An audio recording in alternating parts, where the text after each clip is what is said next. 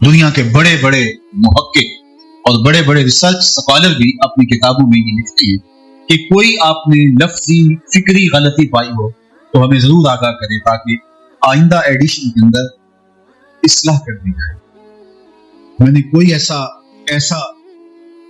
محقق نہیں دیکھا جس نے یہ قولن یعملن نہ کہا، لیکن دنیا کی واحد کتاب نے جس کے آغاز میں لکھا ہے کوئی غلطی ہے تو نکال کے دیکھو، ذالک الکتاب لا ریب فیہ، یہ وہ کتاب ہے جس میں کوئی شک ہے ہی۔ امام شافعی علیہ الرحمہ نے ایک جز لکھا اور اپنے ایک شاگرد سے کہا اس کو پڑھ کے سنو، تو اس نے آپ کے سامنے وہ کتاب پڑھی تو آپ اس کی کچھ غلطیوں سے آگاہ ہوئے، فرمایا کہ ان کو یوں بدل دو اور اس کی جگہ یوں لکھ دو۔ تو پھر مطمئن ہوئے تو کہا کہ ایک دفعہ پھر مجھے پڑھ کے سناؤ، تو جب دوبارہ پڑھ کے سنایا تو کچھ نئی غلطیوں سے آگاہ ہوا، تو پھر وہاں تبدیلی کی تو کہا ایک دفعہ پھر اس نے پڑھا تو کوئی نئی غلطیوں سے پھر تیسری مرتبہ آ گیا۔ بعض بات ہوتا ہے ایک لفظ کی جگہ یہ دوسرا لفظ آ جائے تو زیادہ اچھا لگے، تو اس طرح وہ تبدیلیاں کرتے رہے۔ امام شافعی علیہ الرحمہ کی لکھی ہوئی کتاب آپ کے سامنے 70 بار پڑھی اور ہر بار کسی نئی غلطی سے منبہ ہوتے اور اس میں تبدیلی کرواتے۔ جب 70 مرتبہ یہ کتاب پڑھی جا چکی تو امام شافعی کہنے لگے دا ہو، چھوڑ دو، شافعی کی کتاب کو یہ حق نہیں ہے کہ اس میں کوئی غلطی نہیں، یہ حق صرف اللہ کی کتاب قرآن کو ہی موجود ہے کہ اس میں کوئی غلطی۔ تو یہ زندگی بخش کتاب ہے، یہ حیات آپ کی۔ افسوس کہ امت مسلمہ نے اتنے بڑے نسخہ جامعہ کو، اتنی بڑی دولت کو اپنے باطن میں سمیٹنے کی بجائے، اپنے دامن میں سمیٹنے کی بجائے غلاف میں لپیٹ کر کے طاق پہ رکھا اور اس کتاب سے رہنمائی نہ لی، اس سے زندگی کے اجالے حاصل نہ۔ اس کتاب کے نزول کا جو مقصد تھا اس کو بالائے طاق لکھ دیا اور یہ کتاب نازل کی ہوئی تھی، اس مقصد سے غافل ہو گئے۔ شاعر مشرق نقاد مغرب علامہ اقبال نے بڑی خوبصورت اور ستھری تنقید کی، وہ بندے صوفی و ملا اسیری حیات از حکمت قرآن ادیری، وہ بندے صوفی و ملا اسیری حیات از حکمت قرآن ادیری، با آیاتش ترا کار جزی نیز پیاز یاسی دیو آساں بنے۔ اقبال بولے کہ تو جاہل صوفی اور کاہل ملا کے ایسے پھندے میں پھنسا کہ تمہیں قرآن سے زندگی تلاش نہیں ہوئی۔ قرآن کی آیتوں سے تجھے صرف اتنا سروکار ہے، جب تیرے بوڑھے کی روح اٹک گئی تو سورہ یاسین لے کے بیٹھ گیا کہ میں تلاوت کروں گا اس کی روح آسانی سے نکل جائے۔ اقبال کہتے ہیں اس میں کوئی شک نہیں کہ اس کی روح آسانی سے نکلتی ہے، لیکن افسوسناک پہلو یہ ہے کہ اس قرآن سے بھی تو نے مرنا ہی سیکھا، کاش اس قرآن سے جینا سیکھ لیا ہوتا۔ یہ قرآن زندگی دیتا ہے، لیکن اس سے بھی تو نے مرنے کی راہیں تو تلاش کی، مرنے کی سہولت تو ڈھونڈ لی، لیکن یہ کتاب حیات آپ کی ہے، زندگی بخش ہے، اس سے تم نے زندگی کی راہیں تلاش کی ہوتی ہے، تجھے پستیوں سے اٹھا کے بلندی ہوتی ہے۔ تو آئیے اس کتاب کے مطالعات میں ہم اپنی زندگی کو لگائیں اور اس کتاب کو اپنی روحوں میں جذب کریں۔ زندگی میں صبح سے شام تک کیا کیا سیکھتے ہیں؟ ہم یہاں اس دنیا پہ آتے ہیں تو سیکھنے کے لیے آتے ہیں، صرف ایک چیز ہم سیکھتے ہیں، ماں کی چھاتی سے دودھ کیسے نچوڑنا، یہ بچہ سیکھ کے آتا ہے۔ وَهَدَيْنَاهُ النَّجْدَيْنِ، اللہ فرماتا ہم دو ابری ہوئی چیزوں کی طرف اس کی ہدایت، اس کی رہنمائی۔ وہ بچہ پیدا ہوتے ہی یہ جانتا ہے کہ اس نے وہاں سے دودھ کیسے اخذ کرنا ہے، باقی زبان ہے بولنا سیکھتا ہے، ہاتھ ہے پکڑنا سیکھتا ہے، ٹانگیں ہیں چلنا نہیں جانتا آگے سیکھتا، سنتا ہے سمجھ نہیں پاتا، دیکھتا ہے پہچان نہیں، تو ہر چیز اس نے دنیا کے اوپر آ کے سیکھنی ہے۔ وہ سیکھتا ہے، کاروبار سیکھتا ہے، رویے سیکھتا ہے، زبان سیکھتا ہے، لہجے سیکھتا ہے، سب کچھ سیکھتا ہے، اور نہیں سیکھتا تو قرآن نہیں سیکھتا۔ تو آئیے اس قرآن کو سیکھنے کا مزاج پیدا کریں۔ میں نے آج کی اس نشست میں آپ کے سامنے سورہ المومنون کی ابتدائی آیات پہ کچھ کہنا ہے، وقت کے دامن میں اتنی گنجائش تو نہیں ہے، لیکن پھر بھی یہ پہلی 11 آیات اگر ہم اپنی زندگی میں داخل کر لیں تو یہ ہماری پوری زندگی کو بدلنے کے لیے کافی ہے۔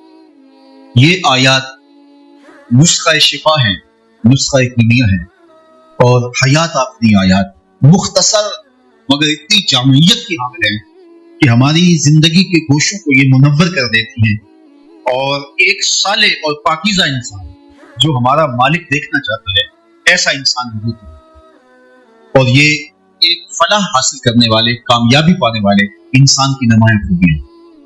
قد افلح المؤمنون، ارشاد کی فلاح اس نے پائی جس نے ایمان کی بہاریں حاصل، جو مومن ہیں حقیقی فالح وہی کامیاب ہو۔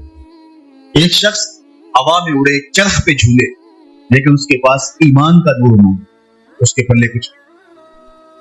اگر ایمان کا چراغاں ہے تو اگرچہ وہ جھونپڑے میں بھی رہتا ہو لیکن خوش بخت ہے، اس لیے کہ اس کے جھونپڑے میں تو اندھیرا ہے لیکن دل کے نگر میں اندھیرے نہیں ہیں، دل کی دنیا میں اجالے ہی اجالے۔ تو اصل خوش نصیب وہ ہے جس کے سینے میں ایمان کا چراغاں ہے۔ حقیقی خوشی اور ابدی سعادتیں اس شخص کا مقصود ہے جس کے پاس ایمان کی دولت۔ فرعون جس نے تخت و تاج اور دنیاوی عزت و سرخروئی کے معراج کو پایا لیکن ایمان کے دودھ سے خالی، تو اس کو فلاح پانے والا کامیاب اور بامراد انسان ہم نہیں کہہ سکتے۔ جس نے اتنی آسودگی کے ساتھ حکومت کی کہ اس کو کبھی سر میں درد بھی نہیں ہوا، لیکن کامیاب وہ نہیں ہے، کامیاب بلال حبشی ہے۔ اس لیے کہ حقیقی کامیابی ایمان کے نور کے ساتھ ہے، ایمان کے اجالوں کے ساتھ۔ میرے اور آپ کے آقا و مولا نے ارشاد فرمایا، میرے قابل رشک لوگوں میں، قابل رشک دوستوں میں سب سے قابل رشک دوست وہ ہے جس کے پاس سامان زندگی تھوڑا ہے اور نمازیں زیادہ ہے۔ حضور نے ذکر کرتے ہوئے فرمایا، میرے دوستوں میں سب سے قابل رشک وہ جس کے پاس سامان زندگی تھوڑا ہے اور نمازوں کا حصہ زیادہ ہے۔ اللہ اکبر۔ پھر فرمایا کہ جب وہ چلتا ہے تو اس کی طرف اشارے بھی نہیں، یعنی وہ معاشرے میں اتنا معروف نہیں ہے کہ لوگ کہیں کہ یہ فلاں ہے، آیا مسجد کے کونے میں بیٹھا نماز پڑھی چلا گیا، اگر نہیں آیا تو کسی کو پتہ ہی نہیں کون نہیں آیا، آیا ہے تو کسی کو پتہ ہی نہیں کون آیا۔ لا یشار الیہ الناس، لوگ اس کی طرف انگلیاں کر کر کے اشارے نہیں کرتے کہ یہ فلاں جا رہا ہے، یہ فلاں جا رہا ہے، کیونکہ تھا ہے بھی غریب، مالے دنیا بھی تھوڑا ہے لیکن نمازیں زیادہ ہیں، ایمان کا چراغاں ہے۔ ثم نقد بیدہ، حضور نے ہاتھ سے چٹکی بجائی۔ ہمارے اساتذہ فرماتے ہیں کہ یہاں چٹکی بجانا بھی سنت ہے۔ ثم نقد بیدہ، حضور نے ہاتھ سے چٹکی بجائی اور فرمایا کہ اس کو موت بھی ایسے آئی، اس کو موت بھی ایسے آئی۔ اور پھر فرمایا کلت تراث، اس کا سامان دنیا بھی تھوڑا ہی نکلا، وراثت بھی زیادہ نہیں نکلی۔ کلت بواقی ہے، اس کو رونے والے بھی تھوڑے ہی، زیادہ اس کا سلسلہ بھی نہیں، رونے والے بھی تھوڑے تھے اس کے مرنے کے بعد، سامان زندگی بھی تھوڑے تھے۔ اللہ اکبر۔ اور موت بھی اس کو ایسے آئی، نمازیں زیادہ تھی اور سامان دنیا تھوڑا تھا اور چلتا تھا تو اشارے نہیں ہوتے تھے۔ فرمایا میرے قابل رشک دوستوں کو دیکھنا چاہتے ہیں تو یہ اس کا جنازہ جا رہا ہے۔ دونوں جہاں تیری محبت میں ہار کے، وہ جا رہا ہے کوئی شب غم گزار کے، یہ میرا دوست ہے جو جا رہا ہے۔ تو زندگی میں سب سے قیمتی احساسات ایمان ہے، یہ بات ذہن میں رکھیے گا۔ اس دنیا پر جو بندے کو دیا گیا ہے سب سے قیمتی سرمایہ وہ ایمان ہے، اور آخرت میں سب سے بڑا سرمایہ جو اہل جنت کو دیا جائے گا وہ دیدار الہی ہو۔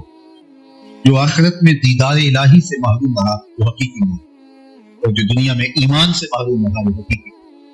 اس لیے آپ لوگ ہزار مشکلوں کے باوجود، ہزار مالی بحرانوں کے باوجود، ہزار معاشی پریشانیوں کے باوجود، اقتصادی حالت بہت بری ہے اور بہت سارے معاملے، مشکلات، کثیر العیالی، بہت کچھ آپ کو درپیش ہوگا اور یقیناً ان کو حاصل کرنے کے لیے آپ لوگ کوشاں بھی ہوں گے، لیکن جہاں ان چیزوں کے نہ ہونے کا دکھ ہے وہاں اس خوشحالی اور اس سرخروئی کی خوشی کو غالب کرنے کے لیے سب کچھ نہ ہونے کے باوجود اللہ نے سب سے بڑی دولت ایمان سے محروم بھی رکھا ہے۔ ہمیں ایمان سے اللہ تعالیٰ جل شانہ نے مالا ہوا ہے، اور باقی اگر معاملات زندگی کے اندر کوئی کمی بیشی بھی ہے تو وہ اگر آپ اپنی محنت سے، کوشش سے حاصل کر لیتے ہیں تو اچھی بات ہے، اللہ تعالیٰ آپ کے لیے اسباب پیدا کر دیتا ہے۔ لیکن اگر آپ کی کوشش کے باوجود بھی حاصل نہیں ہو پا رہی آسودگی تو پھر بھی اللہ کے دیے پہ مطمئن ہونا سیکھیں۔ سیدنا علی المرتضیٰ رضی اللہ تعالیٰ عنہ فرماتے ہیں جو اللہ کے دیے گئے تھوڑے رزق پہ راضی ہو گیا اللہ اس کے تھوڑے عملوں پہ راضی ہو۔ تو آئیے اپنی زندگی کو آسان بنائیں، اور حقیقی خوشی کیا ہے، حقیقی کامیابی کیا ہے، یہ ایمان کی دولت ہے۔ تو حقیقی کامیابی اسی کو نصیب ہے جس کے پاس ایمان ہے۔ فرمایا قد افلح المؤمنون، فلاح کس نے پائی؟ جس کے پاس ایمان۔ اب اس ایمان کے ثمرات کیا ہے، اس ایمان کی علامات، اس ایمان کے جو ہے وہ نتیجے کیا ہے جو بندہ مومن کو نصیب ہو۔ فرمایا الذین هم فی صلاتهم خاشعون، یہ وہ خوش نصیب لوگ ہیں جو اپنی نمازوں میں خشوع کرتے ہیں۔ نمازوں میں خشوع کیا ہے کہ آیت کریمہ تب نازل ہوئی جب لوگ نماز پڑھتے ہوئے آسمان کی طرف دیکھتے تھے، تو کہا کہ نہیں، تم जाए सजदा पे नजर, और बिल्कुल साकित उसके हुजूर अदब से खड़े हो। क़ूमू लिल्लाहि क़ानितीन, अल्लाह के हुजूर पूरे अदब से, इज्जत से, इंहिमाक से, तवज्जो से जाए सजदा पे नजर जमा करके, ख्यालात को मुअत्तल करके अपनी सारी सोचें अपने मालिक की दहलीज पर और अल्लाह के हुजूर रुजू करने को खुशू है। और उसके अंदर अगर दिक्कत पैदा हो जाए, नरमी पैदा हो जाए, तो ये एक ऐसा अमल है जो अल्लाह की कुर्बत का सबब बन जाता है। इसलिए जब भी नमाज पढ़ें, जो आपसे हो सके वो ये जरूर करें कि आप अपनी तवज्जो जाए सजदा पे रखें और अपने तमाम ख्यालात को मुनज़्ज़म करें और मुरतब करें और ख्यालात को मालिक की चौखट पे रखें और ये तसव्वुर ही बांधे रखें कि मैं उसके हुजूर खड़ा हूँ और वो नज़र रहमत से मुझे देख रहा है। मेरे हुजूर ने इरशाद फरमाया कि जब तुम इबादत करो तो इस अंदाज से कि गोया तुम उसे देख रहे हो, अंताबुद रब्बका कअन्नका तराहु, कि गोया तुम उसे देख रहे हो। लेकिन ये कैफियत हर शख्स के बस का रोग नहीं है कि वो इस कैफियत में डूब जाए कि मैं अपने अल्लाह को देख रहा हूँ। वो कहा अगर ये कैफियत तुम्हें हासिल ना हो पाए, मेरे हुजूर ने आसानी कर दी, फरमाया ये कैफियत जरूर हासिल कर लो कि वो तुम्हें देख रहा है। तो जब इस तसव्वुर में डूबे हो कि वो तुम्हें देख रहा है, तो फिर तुम्हारा ख्याल, तुम्हारी सोचें, तुम्हारी अफकार दाएं बाएं कैसे भटक सकते। अगर कोई ऐसा शख्स जो मनसब व इज्जत के लिहाज से आपसे बहुत ऊंचा है और वो आपकी तरफ तवज्जो करके आपसे कोई बात कर रहा है, तो फिर आपको कोई और ख्याल आ सकता है, आपकी तवज्जो कहीं और भटक सकती है। जब एक आला मनसबदार शख्स आपसे मुखातबे में है और वो आपकी तरफ मुतवज्जे है, तो आप अपनी हरकत और सकनात को भी मुनज़्ज़म करेंगे और आपके सारे ख्यालात यकसू होकर उसकी जानिब होंगे और उसकी बात सुनना चाहेंगे, उसकी तरफ तवज्जो करेंगे। जब कोई शख्स नमाज पढ़ता है तो वो गोया नमाज में वो अपने रब से सरगोशियां कर रहा हो और उसकी रहमतें पूरी तरफ उसकी तरफ मुतवज्जे होती हैं। तो नमाज में पूरी यकसुई के साथ अल्लाह के हुजूर हाजिर हो, अपनी नजर को दाएं बाएं इधर उधर करने की बजाय जाए सजदा पे यकसू करें और अपने ख्यालात को यकसू करें और अपने बदन को झुका लें। आप बिल्कुल अकड़ के नहीं है बल्कि इज्जत से उसके हुजूर, आपके कंधे झुके, आप उसके हुजूर अदब से खड़े हों, मालिक के हुजूर क़ूमू लिल्लाहि क़ानितीन, उसके हुजूर पूरे इज्जत से, इनकिसारी से, इस हालत के अंदर। तो जब इंसान इस हालत के अंदर चंद लम्हे खड़ा होता है, उसकी तबा के ऊपर दिक्कत पैदा होती है। तो ये नमाज का खुशू है और अहले ईमान की अलामत यह है कि वो नमाजों में खुशू होती है, अल्लाह के हुजूर हाजिर होती है और गिड़गड़ाती है। अल्लाहु अकबर, ये अहले ईमान की अलामत बताई गई। ये सबसे पहली अलामत होती है अल्लज़ीना हुम फी सलातिहिम ख़ाशिऊन, वो अपनी नमाजों में खुशू करते हैं।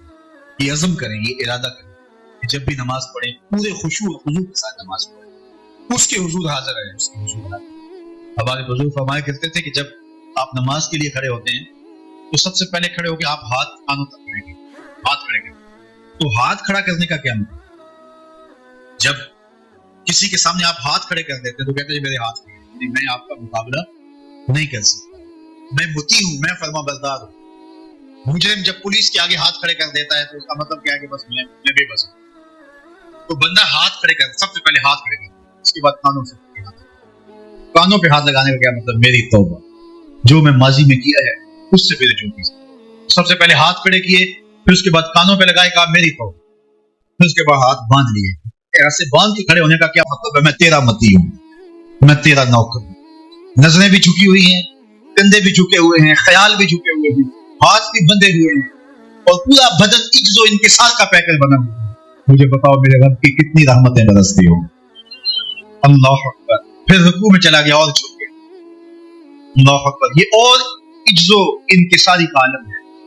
उसके बाद फिर सजदे में इंसान के अशरफ आज़ा उसके साथ में, देखने की कुव्वत आंखें सर में, बोलने की कुव्वत जुबान सर में, सोचने की कुव्वत दिमाग सर में, इसी तरह सूंघने की कुव्वत नाक सर में, सुनने की कुव्वत कान सर में, सारी कुव्वतें सर में और सर मालिक के दर में।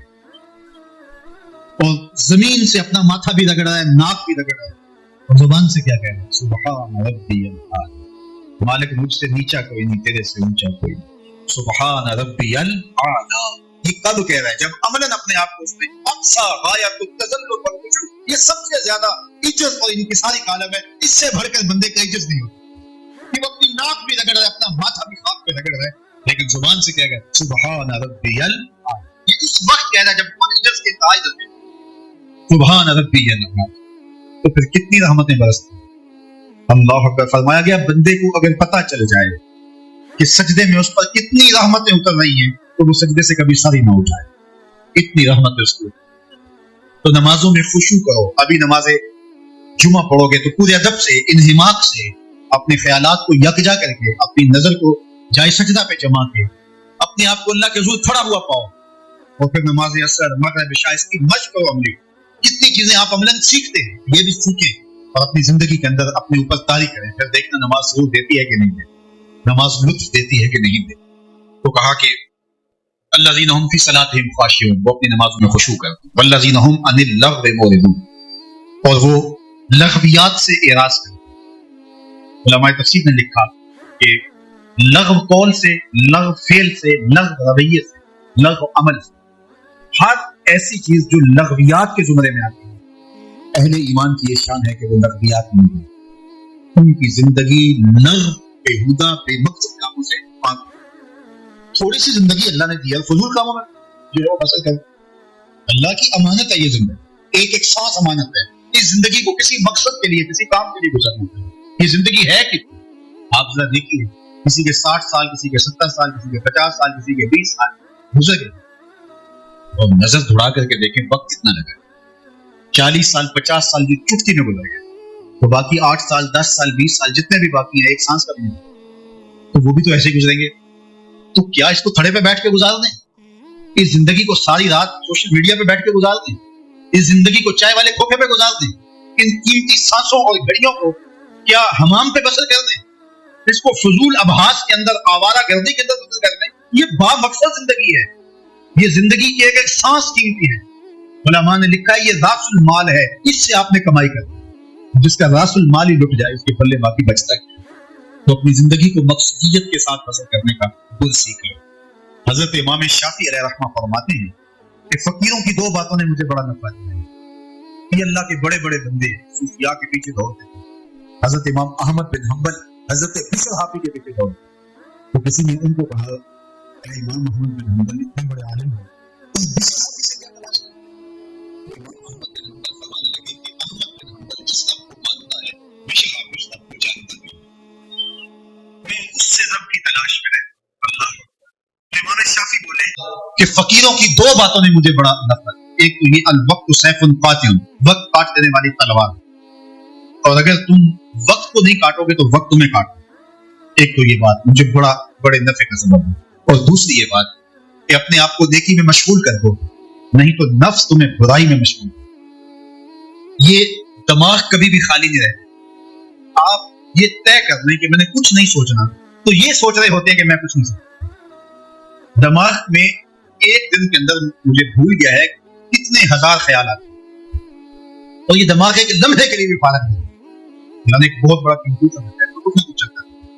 ماہرین کہتے ہیں کہ ایک بکریاں چلانے والے عام شخص کے دماغ کا کمپیوٹر بنایا جائے تو نیو یارک شہر سے بڑا کمپیوٹر ہے, اور اتنا بڑا سسٹم بنانے لگا ہے, اور یہ کسی بھی آج تک کسی بھی انسان کا پورا دماغ خرچ نہیں, اس کا کچھ حصہ خرچ ہوا ہے جن میں ایجادات بھی. اس کی سکرین پہ بہت کچھ چلتا رہتا ہے. اگر اس پہ ہم کوئی خیر ڈالیں گے تو خیر سکرین پہ آتا ہے, اور اگر کچھ نہیں ڈالیں گے تو پھر شیطان جو مرضی ڈالے.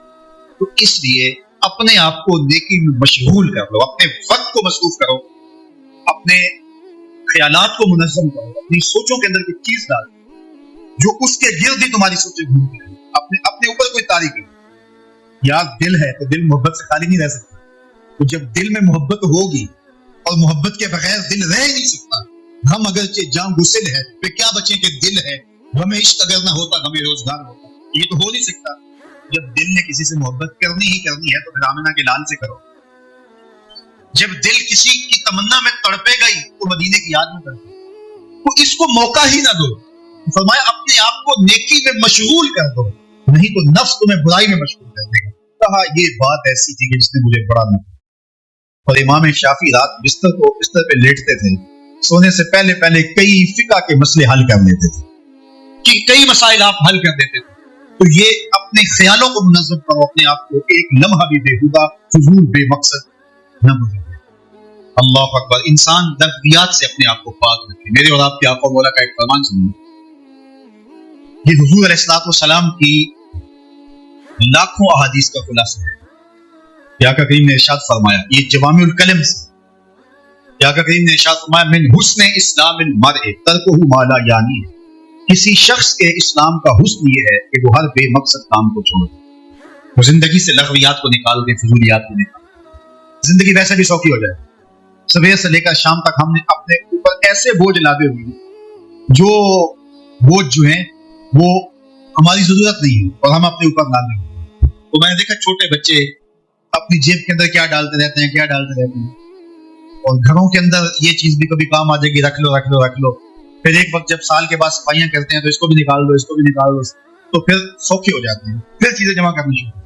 ये अमल रोज किया करें, अपनी जिंदगी के बोझ उतारें, फजूल वक्त जहां बसर हो रहा है, फजूल लोगों से रब्त जो है वो उसको खत्म करें, अपनी जिंदगी को बामकसद बनाएं, जो आपकी दुनिया के लिए, आपके बच्चों के लिए। एक बंदा तहज्जुद के नवाफिल भी पढ़ता है, सलातुल इशराक भी पढ़ता है, सलातुल दुहा भी पढ़ता है, सलातुल अव्वाबीन भी पढ़ता है, वो नफली रोजे भी नहीं छोड़ता, लेकिन वादा पूरा नहीं करता, जिससे मस्त हो जाता है। नमाज में खड़े होते हैं तो यूं तीर निकाल लिया जाता है, आपको बाद में पता चलता है कि मेरे बदन से तीर निकाला गया है। ये है इबादत में खुशू, उसके हुजूर जब उसके हो गए, महवियत का ये आलम है कि उसी के हो गए, किसी गैर की तरफ ख्याल नहीं। अल्लाह अकबर, किसी और की तरफ देखें क्यों, किसी और की तरफ तकें क्यों, जब नजारे उसके हैं, निगाह जब ख्याल उसके हैं। वो नमाज पढ़ रहा था, कोई शख्स तो मजनू आगे से गुजरा, तो नमाजी ने नमाज पढ़ के उसके मुंह पे थप्पड़ मारा, तुम्हें पता नहीं नमाजी के आगे से नहीं गुजरते? उसने कहा वो मैंने देखा नहीं, मैं एक औरत की मोहब्बत में ऐसा गिरफ्तार था कि मुझे होश नहीं आया, लेकिन अफसोस तुम रब की मोहब्बत में मुझे देख रहे थे। तो महवियत का आलम बस तारी है, उस नमाज अपने ऊपर तारी, उसके हुजूर खड़े।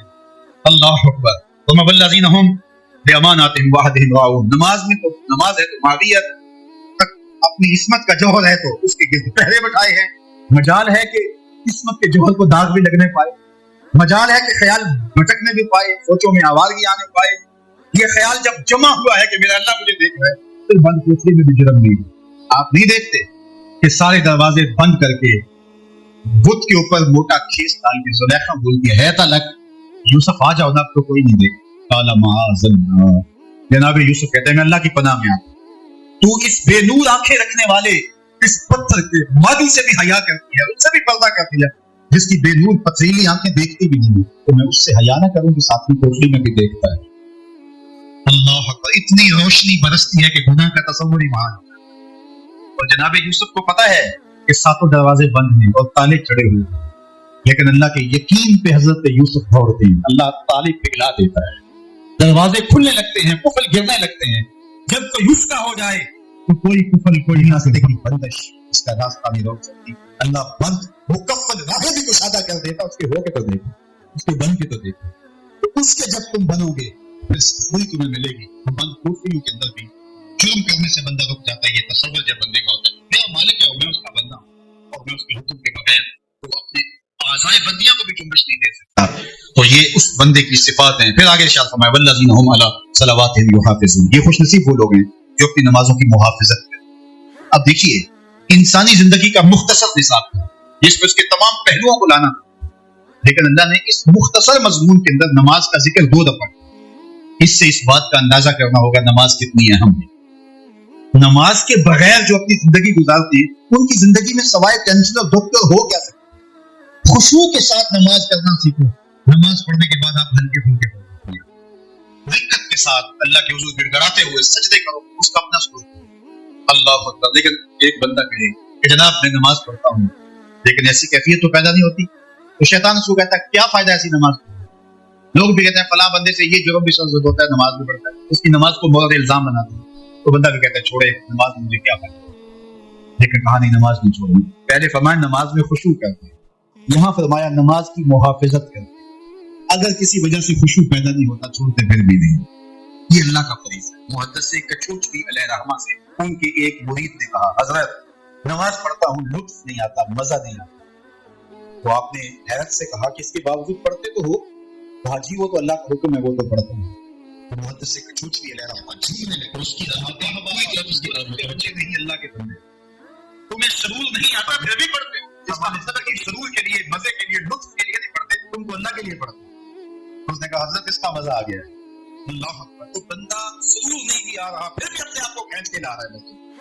خیال تنگ کر رہے ہیں پھر بھی مسئلے پہ اپنے آپ کو کھڑا کر رہے ہیں. سوچو اس کو آوارہ جو ہے وہ پتے کی طرح کبھی ادھر پھینکتی ہے لیکن پھر بھی وہ کھڑا ہوا ہے کہ میں نماز پوری کر کے جانی ہے. بار بار کبھی بھولتا ہے لیکن پھر دوبارہ نیت مان کے کھڑا ہو جاتا ہے، نہیں میں پوری کر کے جانی. یہ کیوں کرتا ہے؟ میرے اللہ کا حکم ہے. تو خشوع کی وہ کیفیت نہ بھی ہو تو کہا محافظت پھر بھی ہے. یہ خوش نصیب لوگ ہیں. اللہ اکبر. کیا ارشاد فرمایا؟ اولئک هم الوارثون. یہ لوگ وارث، یہ لوگ جو جن میں یہ خوبی ہے، یہ وارث. کس چیز کے وارث؟ مال کے، دولت کے، کوٹھیوں کے، کاروں کے. مال ساری سوچیں اپنے مالک کی تحریر یارثون الفردوس. اس جنت کے کونے میں بیٹھ کے نماز پڑھی چلا گیا. یہ جنت کا بہترین نہیں آیا تو کسی کو پتہ ہی نہیں. جب اللہ سے مانگو تو جنت الفردوس. کریم کے در پہ آئے ہو تو پھر تھوڑا کیوں مانگو؟ جنت الفردوس. اللہ اکبر. ہم فیہا خالدون. اس جنت کے پلے پر بھی الگ بھی اس میں ہمیشہ رہے. اگر ایمان کا چراغ ہے، موت کو بھی موت آ تو اگرچہ وہ جھونپڑے میں بھی رہتا ہے، میں جا کے ایک ہی امید ہے کہ اس کے جھونپڑے میں تو اندھیرا ہے، موت آ جائے گا. اور جنت لیکن کامیاب وہ نہیں ہے، کامیاب بلال حبشی ہے. ہماری زندگی کی کوششوں کو یہ منور کر دیتی ہیں اور ایک صالح اور پاکیزہ انسان جو ہمارا مالک دیکھنا چاہتا ہے اور جہنمی خوف سے نہ لیکن موت کو موت. ثم نقض بیدہ. عددی تو ہمارے ساتھ فرماتے ہیں کہ یہاں چٹکی بجانا پہلے جنت کیا تم اس نے پائی. وہ کہیں گے ہمیں کیا ایمان اس ادب سے کھڑے ہوں مالک کے حضور. قوموا للہ قانتین. محلہ تو اس کے حضور پورے عزت سے سب سے آخر اس حالت میں سب سے آخر جب انسان لمحے کھڑا ہوتا ہے اس کی تباہ کے اوپر دقت ہے. اس کو جنت میں کتنی جگہ. تو یہ نماز کا خشوع ہے اور اہل ایمان کی علامت یہ ہے کہ وہ نمازوں میں خشوع ہے.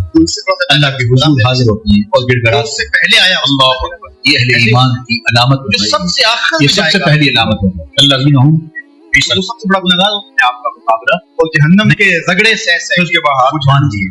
سب سے بخاری شریف میں تذکرہ موجود. اللہ کے حضور حاضر ہوگا اور اللہ اس بندے کو کہے گا بتا کیا چاہیے. وہ کہے گا مالک مجھے یہ چاہیے. اللہ کا ماتمن ہے جو تو نے آرزو کی جا سب کچھ میں جھوٹ میں ڈال. اب جنت میں چلا جائے. اب اس کو تو یہ ہوگا سایہ دیوار میں جگہ مل جائے تو ایسے باندھ جنت کے جو منصب و عزت کے گالوں کو وہ اپنی نمازوں میں پڑھنے کا دین. الذین هم عن اللغو. ایک ایک سانس قیمتی ہے. آرام پر جگہ مل جائے تو علامت بتائی گئی.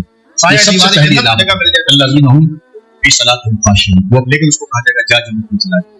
اور تیرے لیے جنت میں دنیا سے 10 گنا جگہ ہے. اور اس کی جگہ یوں ہے دنیا سے تو بخاری کی روایت پھر مطمئن ہوئے 7,000 روپے پہلا ہوا جنت. صرف ایک چیز ہم سیکھ گئے. ماں کی چھاتی سے دودھ کیسے نچوڑتے. ہماری زندگی کی کوشش کو یہ منور کر دے. اب ہو کے مذاق کر رہا ہے، مالک ہو کے مجھ سے مذاق کر رہا ہے، بادشاہ ہو کے مجھ سے مذاق کر رہا ہے. اللہ فرمائے گا مذاق نہیں. جب حضور یہ حدیث بیان کر رہے تھے حضور اتنا مسکرائے کہ حضور کی داڑھیں نظر آنے لگے.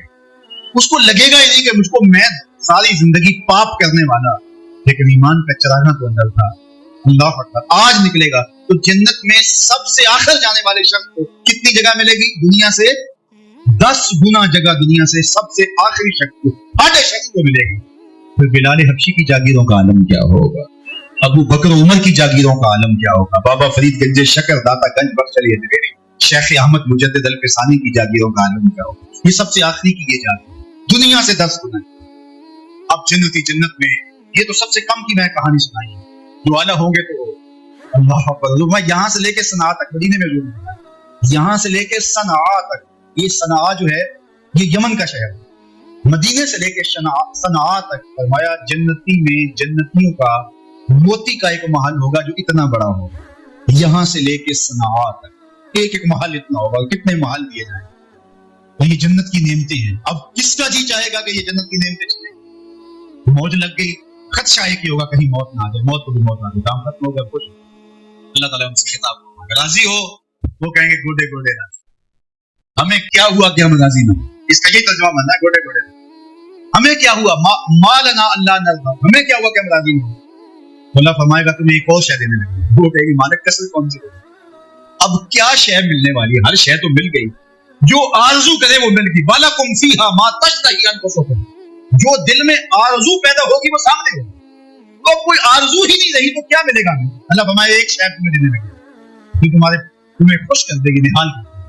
تو وہ جلتی چھولیاں پیدا. اور اللہ کیا تھا اللہ فرمائے گا میں تم سے راضی ہو گیا ہوں، اب کبھی بھی ناراض نہیں ہوگا، تم سے ایسا راضی ہوا ہوں اب کبھی بھی ناراض۔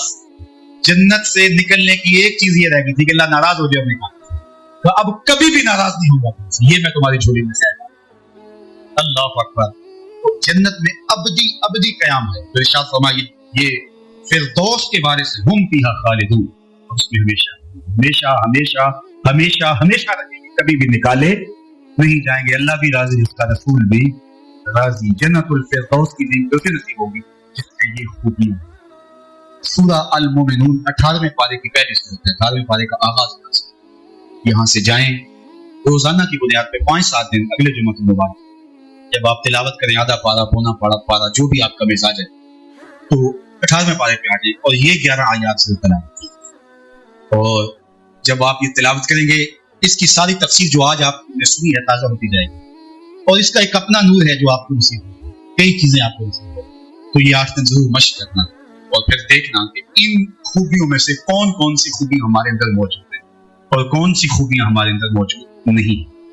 جو نہیں ہیں ان کو اپنے اندر پیدا کریں، جو موجود ہیں ان پر اللہ کا شکر ادا کریں۔ اللہ مجھے آپ کو اپنی پناہوں کے حصان میں رکھے۔ وآخر دعوانا